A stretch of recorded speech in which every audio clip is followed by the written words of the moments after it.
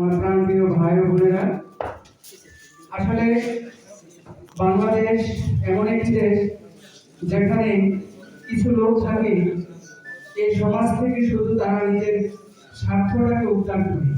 এদেরকে নিয়ে আমার এই কবিতার নাম হলো ওরা লুটেরা। ওরা লুটেরা, ওদের নেই কোনো দল, ওরা লুটি চায় সম্পদ, স্বার্থপরের দল।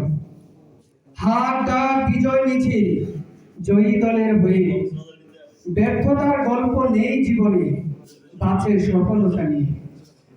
ওরা সরকারকে করে ব্যবহার, ফায়দা লুটে নিত্য, দেশের তোরে জাতীয় স্বার্থে তাদের নেই কৃতিত্ব।